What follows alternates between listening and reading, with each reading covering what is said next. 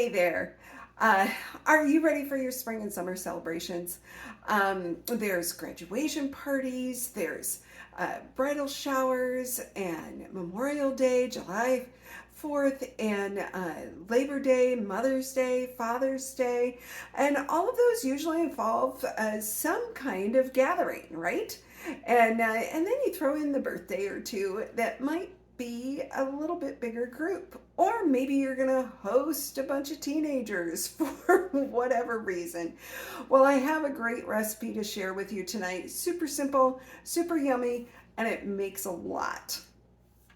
So that you're not like stressing making cookies individually and things like that. And they are called O. Henry bars. This is one of my childhood favorites. We used to make them all the time on a cookie sheet, but they stuck pretty bad. Sometimes, depending on if you overbaked them or not.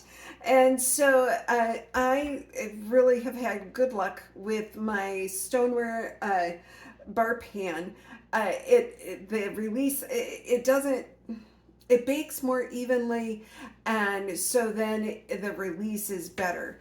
And I really like using the stone bar pan for this recipe. And my name's Ellen Trom. I am your Pampered Chef Consultant, here to help you streamline your time in the kitchen and give you some recipe inspiration as well. This recipe is pretty easy. You just mix kind of like pie crust, a cup of butter, so that's 2 sticks of butter, 4 cups of oatmeal, a cup of brown sugar, and you can use either half a cup of honey. This is my first time using honey, but my daughter-in-law says it works really well, or you can use corn syrup. And then you just mix that all like pie crust with a pastry blender. I leave the butter pretty firm in order to do that so that it gets incorporated really well. And then you just pat it in this your large bar pan or a heavy cookie sheet. Make sure you grease the cookie sheet though. My bar pan's seasoned enough. I hopefully can get away with that tonight.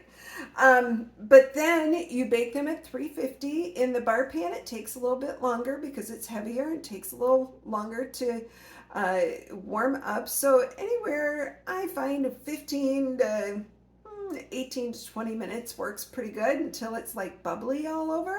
You don't want to like have it get too crazy or they're going to get hard and then be difficult to cut. So, and then I've taken 1 cup of semi-sweet chocolate chips and 3/4 of a cup of peanut butter, and I like to use creamy. You can use chunky, it doesn't really matter. Spreads a little easier when it's creamy. And then you microwave that. I like this silicone bowl because you don't get hot spots in it. This is part of our silicone prep bowl set, and it is the largest 3-cup one. I think it took a minute and a half, if that, to melt this, and then it makes this nice little frosting. And I'm just gonna drizzle this with my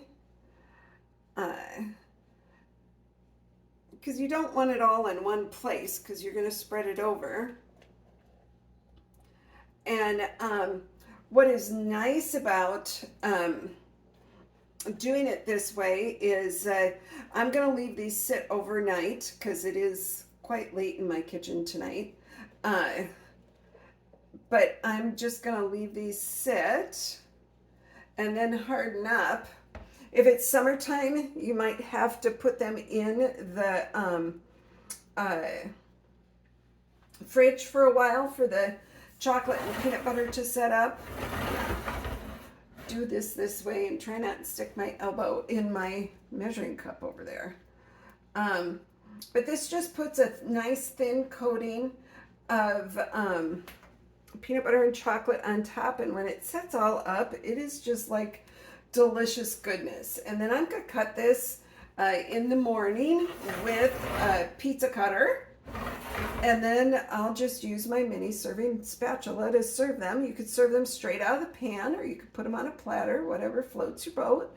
And this is just works really well when you're feeding a crowd and you need a fast, easy delicious dessert. So thank you very much for joining me. I think you get the idea. I'm gonna like bring you over, maybe, and see. You can make this look, you can make a design in it and it'll set up pretty good. And you'll be the hit of whatever celebration you're a part of.